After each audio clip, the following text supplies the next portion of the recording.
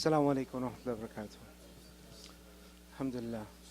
So, Alhamdulillah, last year we had some of the new Muslim brothers come as guests and share their story about how they came to Islam. And for us individually, I'm not sure how many stories like that you personally know, but these brothers, inshallah, will be coming every Friday. Today we have the honor to have Brother Thomas Harrigan.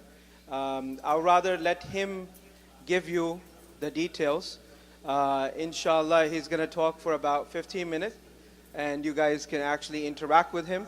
You can ask him questions, and try to understand that, you know, there are neighbors, there are colleagues, there are people in your circle that possibly can use the same message that Brother Thomas got from some of his friends.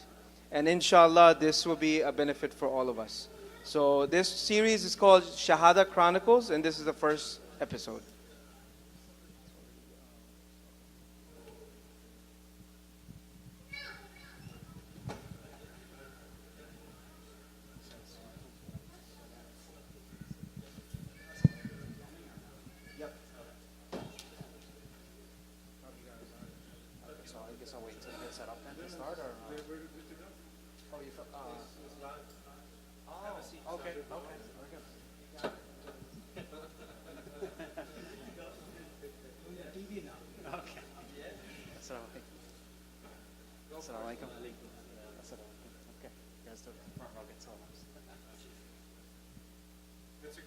Okay. All right. Assalamu alaikum, everyone.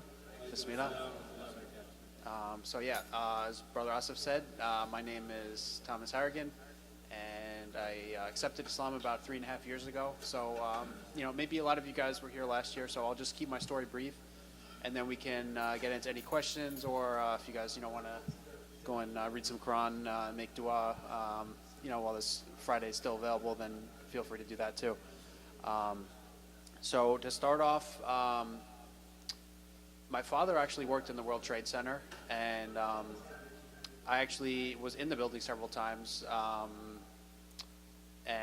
remember that, and I remember that was kind of my first experience with how small, we are in this world, looking up and, wow, that building's 1,000 feet high. And, when it was taken down, I mean, obviously I could have, right then, I could have just said, okay, I'm always just going to be against Muslims. But, I never really did. I understood that it was, not truly representative of Islam what happened to the World Trade Center. So later on I went to college, and the Catholic University of America in Washington, D.C., and they teach theology classes. You have to take 3. The first one is Catholic theology, and it was taught by, actually, instead of a Catholic priest, it was taught by a Baptist. So, if you guys can imagine, you're going to learn fiqh from, Shia or something, right? I mean, no one's going to do that. But that's what this class was, essentially. And he told us that the stories in the Bible were not true. And so from there I said, okay, this is a waste of time. So I looked, and they had Christian-Muslim relations and Intro to Islam as theology classes that I could take. So I took those, knowing that Islam is the fastest growing religion, figured I should learn about it. But it was taught by like a Dutch guy, basically, Orientalist or something you could say. So that wasn't really, it was interesting, but it wasn't like something that I felt that I should accept at that moment. So later on, my dad actually got sick, and he had lung cancer, and I wanted to transfer back to be closer to home. So I transferred to, New Jersey Institute of Technology, and that was in 2015. And the first semester I was there on September 11th there, they had and I should mention, I guess, when I say my dad worked in the World Trade Center, alhamdulillah, he wasn't there on 9/11, and he survived, and I spent another 15 years with him.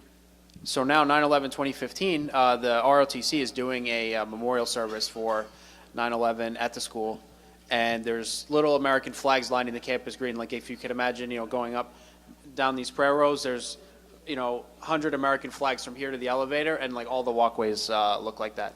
So the patriotic scene just inspired me to say a prayer that America will come back to God and will come together to solve our problems as a nation.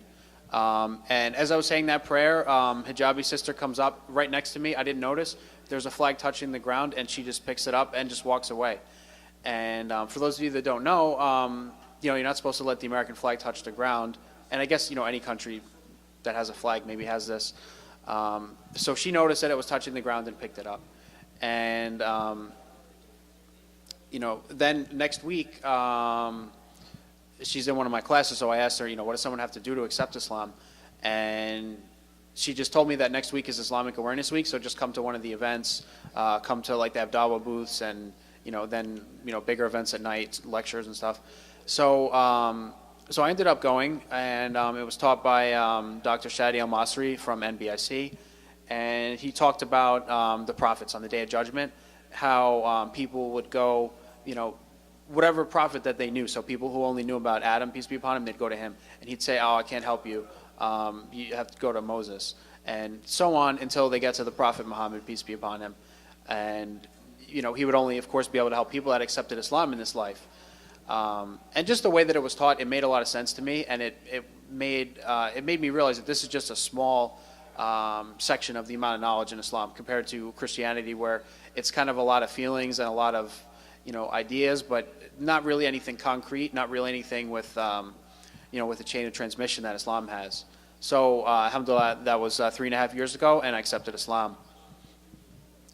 So since then, it's been always a struggle for me. Like I know a lot of converts that the first day they just jump right in, 5 prayers. If they accepted Islam in Ramadan, they start fasting right away. All that stuff. For me, it was always a struggle. It took me a couple of years to start fully praying, start fully fasting. But alhamdulillah, now I'm at that point. And so I always tell people, if you're interacting with converts, and it seems like they're not, maybe 100% on the deen yet. Just encourage them, but don't, make them feel like, oh, you're not good enough. Because of course, the Prophet, peace be upon him, he took 13 years just to preach Tawheed, just to preach the oneness of Allah. So, inshallah, people that are converts,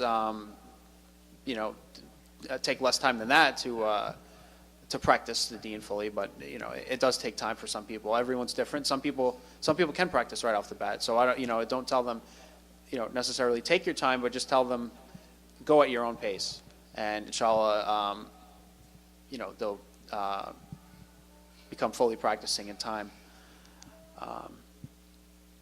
So yeah, I have definitely reflections I could share, but maybe it's just more useful, if anyone has questions. How your life changed, basically. Repeat the question. How your life changed Okay. after becoming Muslim. Okay, so he asked how my life changed. So actually, that's a really good one. So before,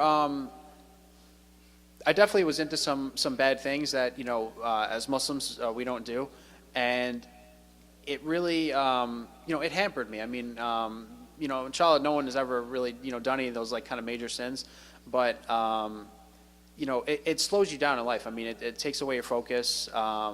It makes it harder for you to get up in the morning, harder for you to hold a job, harder for you to get good grades, all that type of stuff. So, again, that was one of the things that over time, as I became more serious about Islam, that I took those things out. And so, I'm much more able to do things. I'm much more successful in the things that I do. Obviously, much closer to Allah, and much more kind of willpower in the things that I do, especially when it comes to practicing the deen. And all that has really, it's made me a better son, a better co-worker, inshallah, citizen, all those type of things, because I focus on doing the right thing. I focus on pleasing Allah, which also means ultimately doing what's right for your family and for your community as well. So hopefully that answers. I don't know.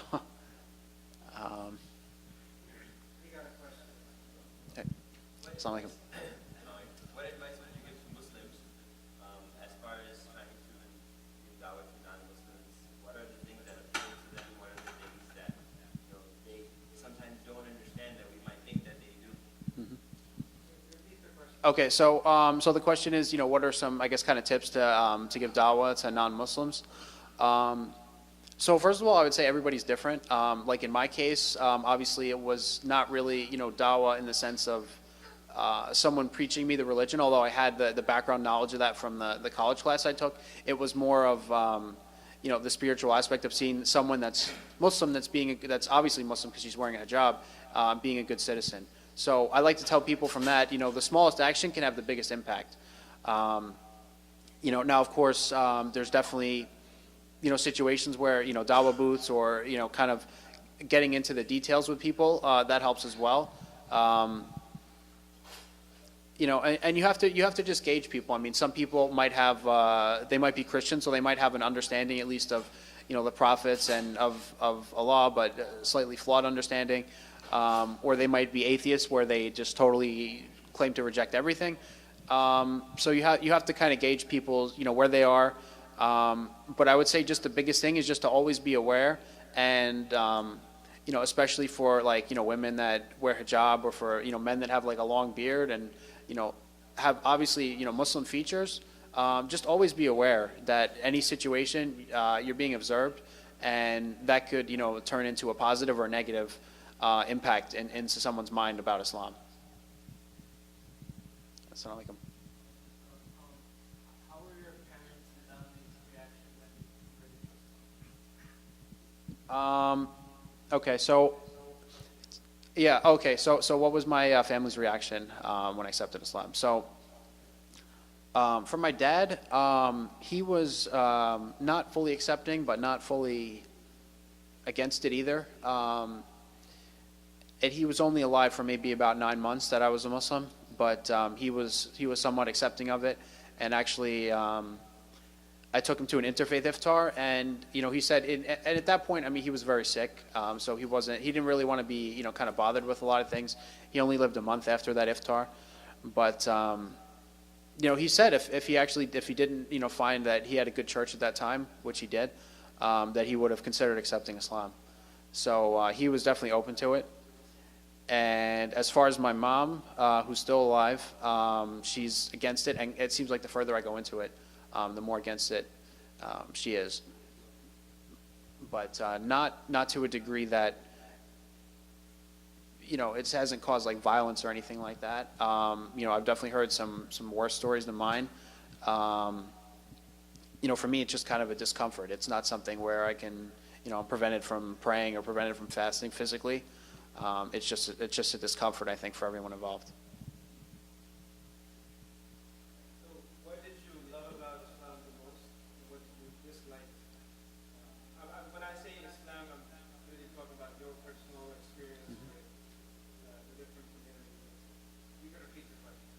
Okay, so basically, what do I love the most about Islam?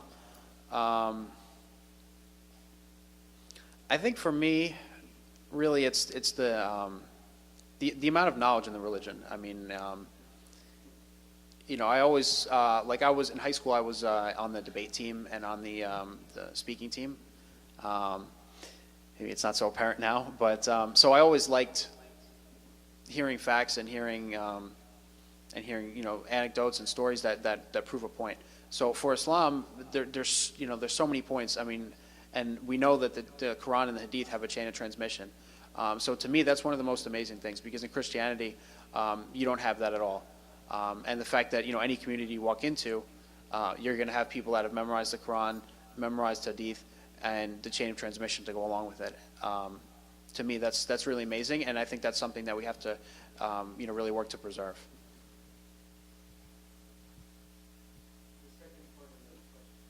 What was the second part? I'm sorry. What was the experience that was Not liked. Okay. So I think for me, I mean, like personally, like I don't really get offended or anything like that, but I definitely see that in a lot of communities, people are kind of inward to each other, both within the community and then also especially within different racial groups or different ethnic groups.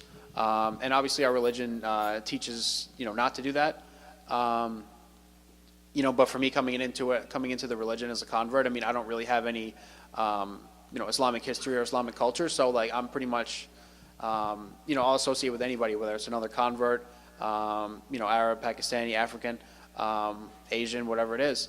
I'm willing to associate with anybody. And I'm not saying that, others aren't, but definitely, people do feel more comfortable with people that are like them. And, it was a difficulty for me as well, obviously, being in, gatherings of people that don't necessarily look like me. So it's a difficulty both on my part, and also I think something that a lot of communities can work on to be more inclusive to different groups. And but I do see a lot, like with younger kids that were born here, that it's becoming less of an issue. So I think it's maybe a lot of it is like a language barrier and those type of things too. So inshallah, I'm hopeful for the future with that. What else is community can do for reward or convert? So which you think is we're not doing it here. Okay. So things that this community is not doing for converts. I think this one is this is a very good community for converts. I think Brother Asif is obviously very very aware of converts and bringing converts into the fold, and I think that rubs off on a lot of people within the community as well. And for me personally, I mean, really, I just want a place to pray during Ramadan. A place to break my fast, people to say salam to. I mean, I'm not really like needy in that way. So maybe I'm not the best person to answer that question. I mean, maybe I have to, find someone who was marginalized and doesn't come to the masjid anymore and ask them. But for me, I mean, alhamdulillah, I mean, I'm pretty happy just to have a masjid that I can go to. Your favorite book to learn about Islam, your recommendation for new Muslims? To be honest, I'm not as much of a reader as I should be. I watch more lectures. Hamza Yusuf lectures, Yasser Qadi, and I really do like Dr. Shadi at MBIC. I mean, inshallah, you guys are in this community and, don't, break away to go there.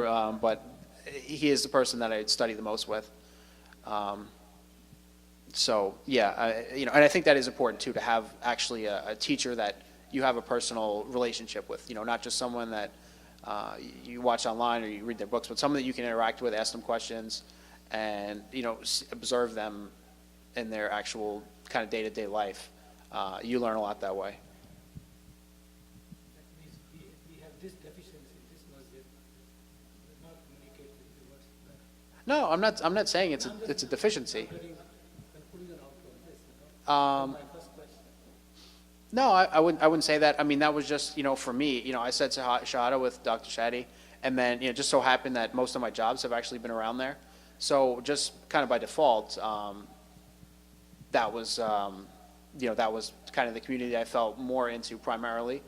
But I have to say that, alhamdulillah, I mean, I personally feel that being in Central Jersey is one of the best places in the world to be a Muslim, because we have so many good communities. We have, MCMC, we have MBIC, ISCJ, Masjid Wali. We have so many, major communities, that have teachers, that have, events, that have, that are active communities, and kind of a lot of overlap between the communities as well, which is good. That you might see the same people at more than one place.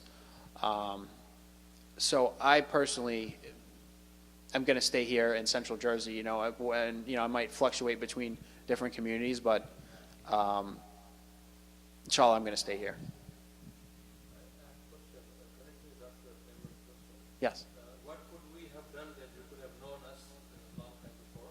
And what you will be doing to spread Islam? Okay. Yeah. Okay. So what could, I guess, the MCMC community have done so that I knew them earlier? Well, the first year or so that I was in Islam, I mean, I wasn't really, again, I wasn't really that serious about it. Like, alhamdulillah, there actually was somewhat of a community in the town that I grew up in, that prays in community centers, Basking Ridge Islamic Center. You guys probably heard of the Supreme Court case. But it was Brother Asif that actually brought me into this community for the first time. I think they had a convert iftar a couple of years ago, so that actually brought me in for the first time. And some of the other converts that I was friends with at that time, brought me into the community. So,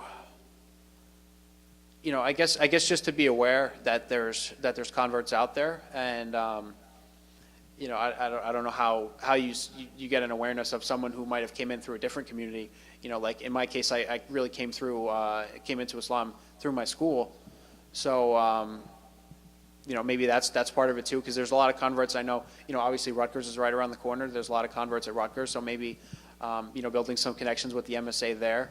It wouldn't have helped in my case because I was at NJIT, but, basically just to build those foundations so that, when they get out of college, and they're not necessarily around Muslims every day, they might, go to a job where maybe there's one or two or no Muslims, that they have a community that they can feel a foundation of support with, is really important. And what was the second part of the question? Okay, to bring more people into Islam. So I haven't done much in the past, but inshallah, now I am living on my own, so I have more freedom.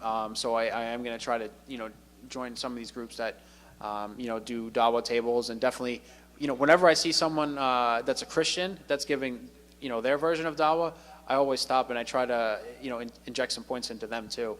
That, maybe at that moment they're not going to accept Islam, but maybe they go back home and think about, weigh what they're saying versus what I'm saying and what Islam says. And that's a big thing too. I mean, dawah tables and those type of things are good, but you have to always be aware of a situation where, again,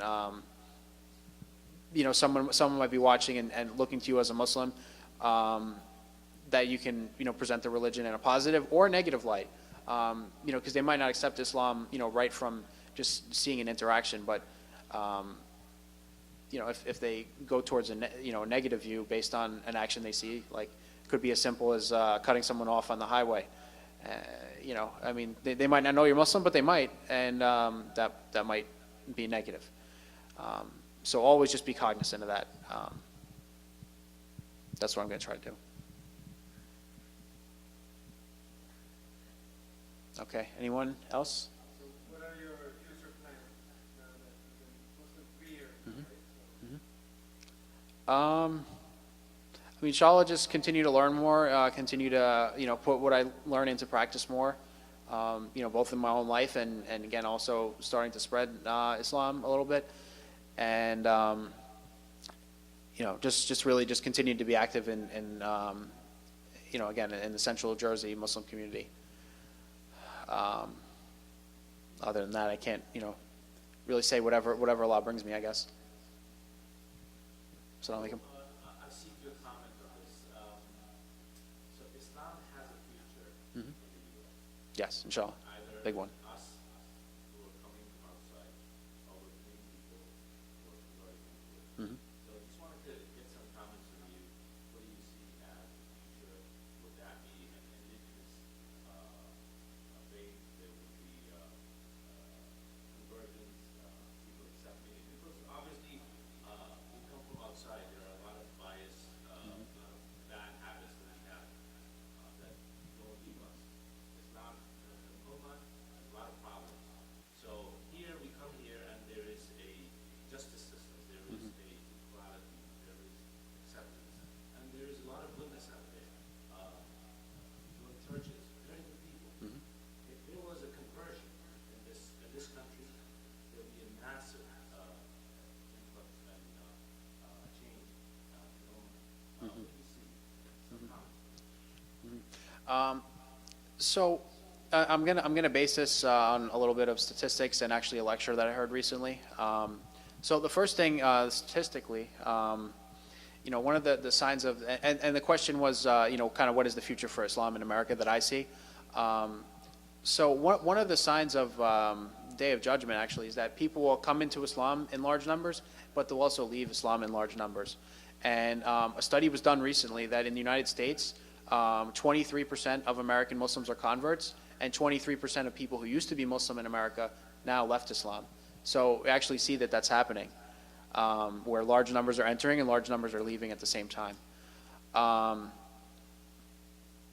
The second thing is that, in regards to, the immigration aspect, and kind of backing the statistic up, I heard a lecture a while ago about, when past groups immigrated to America, so, Irish, Italians, those type of groups, where in those two cases they were Catholic. And what happened is, the first generation, obviously, the immigrants came here, and they had kids, and their kids knew the language, their kids practiced the religion, Catholicism. And, by the second generation, over 40% didn't know the language. They weren't really practicing the religion anymore. And, obviously as time went on, I mean, now a lot of these groups are, 4, 5, 6 generations in, really don't practice the religion at all. Maybe they go to church on Christmas and Easter, but they're not going every week. They're not really consciously thinking about their faith. And the name of the person who gave the lecture was Rashid Dar. You can probably look him up. Young guy, but basically, studies, I guess, social issues and things like that. And, but he was cautioning that the same thing could happen in Islam, where, people come, obviously the majority of people here probably are, first generation, that they immigrated themselves, or maybe, their parents were immigrants. And he cautioned, not to let the same thing happen to the Muslim community, right, where people are losing the languages, especially, obviously, if it's Arabic, or, especially losing the religion itself. But I actually do see that happening a bit, because, when you go to the masjid, for daily prayers, or even Friday prayers, there's a certain number of people. And then when you go on Eid prayers, like, and even, Taraweeh, like, there's people praying outside. There's people in the parking lot. So where were these people the rest of the year? So that's kind of what happened with the Christians originally, was, they started practicing every week, but slowly but surely, as generations went on, they kind of relaxed their practice. And I see that is happening in the Muslim community. So I think we have to, that's something that we have to really consider, and, kind of guard against that with ourselves, with our families, and, make sure that we present the religion in a positive light to our families. I'll give you an example. The other day, I was at Taraweeh prayers, and I heard someone, saying to his daughter, I guess his daughter's feet was hurting, and he was saying, when you go to Chuck E. Cheese and run around, your feet don't hurt. Well, yeah, maybe, but, a 5-year-old girl, I mean, she's not necessarily going to, enjoy everything in the religion right off the bat. So you have to present it in a way that's enjoyable, that's memorable, that they're going to want to come back to. And the meaning of Taraweeh is that your feet hurt. I mean, it's not meant to be like something that's like fluffy and, is just going to come easy and naturally at first. So people have to keep these things in mind, that especially with their families and their kids, that, present the religion in a way that's enjoyable. Like maybe, if you go to Friday prayers with your kids, take them for ice cream afterwards, or something like that. I mean, it sounds silly, but so that they have positive memories of the religion in their mind, and it sticks with them. So I don't know if that answers the question, if you wanted more of like a political angle or something like that, but okay. All right, anything else? I'm really thankful that you put up your really nice thought. But one thing struck me, and I'll take the advice from my brother Asif. The statistics is they're showing that 23% Muslims, and 33 living. Unfortunately, I didn't get interfere with anyone who just become Christian or choose some other religion. But it's a really serious thought, we think of this one. And particularly my question is, if those who are, converted, particularly which community, I remember a long time ago the people from, I'm sorry, I'm not offending anybody, but I'm saying from the South American, like Guyana, Trinidad, Tobago, whatever, But I never heard, here this, they're leaving the religion. So, just to give a general comment, obviously we don't put light on that. There are boats in this ship, there are holes in this ship, it is leaking out as well and coming in as well. So with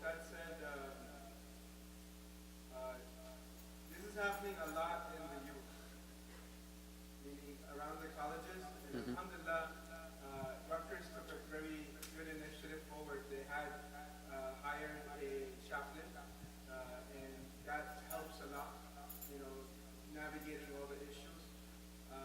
But to be real with you, I mean, this is a real problem that we're not even aware of, we never talk about, but this is happening. We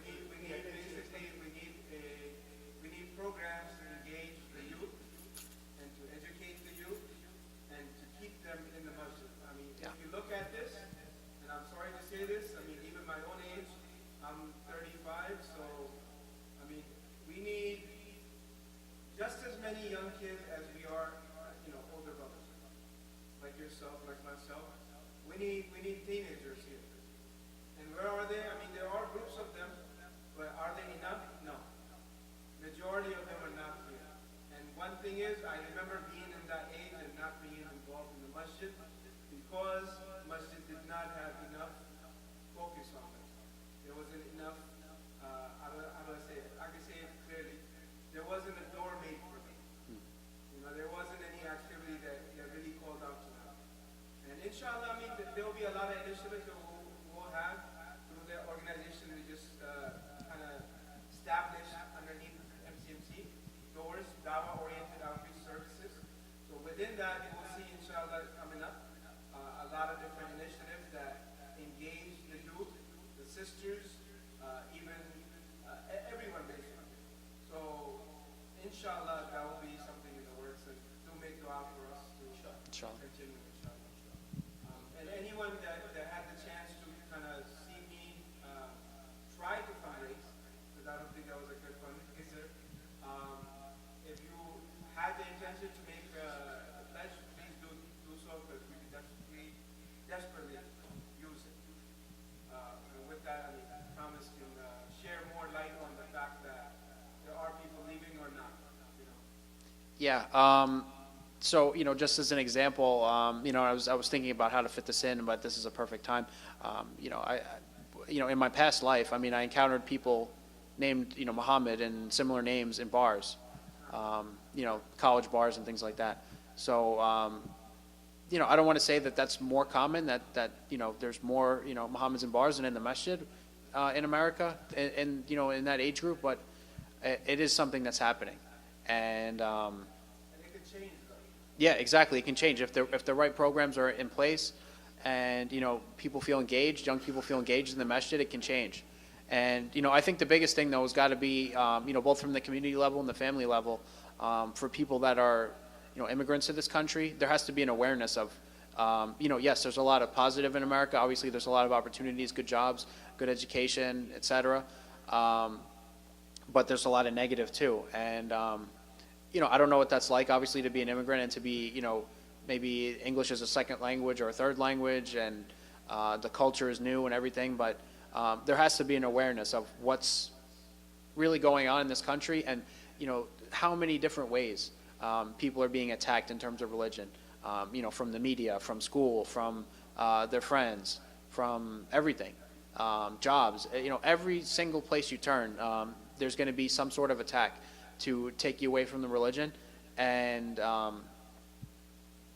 that's just the nature of life, I guess, in America today. But we have to be aware of it, and we have to combat it in a way that's more positive. And that's why I say things like when you have a young kid, maybe take them to ice cream after Friday prayers, because 80% of the time when they're in school, I mean, they're going to be given a hard time based on their religion. So give them something positive to remember about it.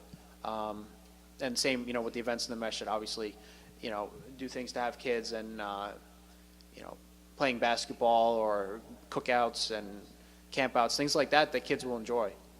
And that will, really importantly in that is to build, I think, a brotherhood and a sisterhood that, so when they go off to college and they go off to the workforce, that they have those contacts of people that will keep them on the right track and on the deen.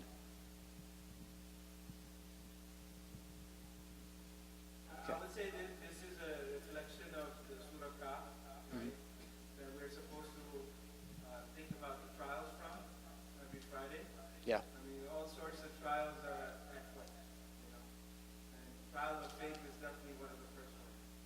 And you definitely feel it in terms of the youth, the experience here. Yeah. And I think that's something too. I mean, I know you guys want to talk about dawah, but it's something that all of these trials that we have to, look at, can we work with Christians and Jews and other religions that want to be strong in their religion? If you can't necessarily convert them to Islam, you can at least work with them to make sure that, as a society, that we have values as a society, and we're not, taking these values away and trying to erode them at every possible turn. Because it's negative to everyone. It's totally destructive to the society. So, I don't know. That's probably enough questions. Maybe close it out at this point, inshallah, or... Okay, yeah, it looks like everyone has had enough. Okay, well, alhamdulillah, thank you for giving me the opportunity to speak, and inshallah it was beneficial to everyone. Jazakallah khair. Jazakallah khair. I just want to request, do keep brother in your prayers. And we'll try to do this definitely every Friday, and inshallah, possibly even Saturday and Sunday. Assalamu alaikum.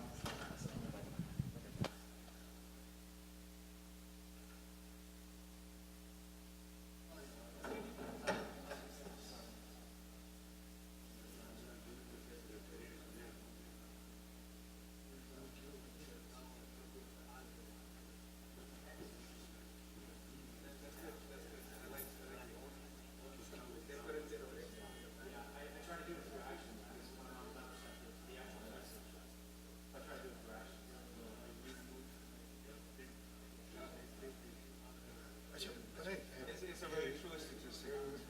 No, it is. I'm going against from pure research. I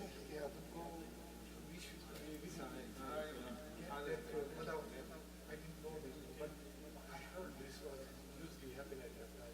At the time, a lot of people from they were you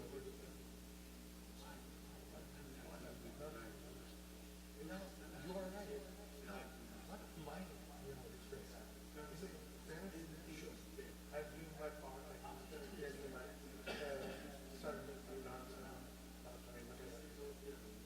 parents, please come here. It's hard. But in large, like basketball, like or whatever, he's supposed to stress the imams and all of that. Their parents bring their youth here and share. So, no, you're right. So I think it's not going to be just the verbal. Yeah. Meaning, what I mean by that is, unless we have something like ice cream, like we said, right, for the kids every Friday night, it doesn't cost much. But we have to come together to kind of manage it and really say, okay, how can we engage them? They can't. We have TV stations, and there's 150 people's team just to make that one cartoon episode. And so with this, we have only myself hired as a paid employee, right? And this is a huge task. So it has.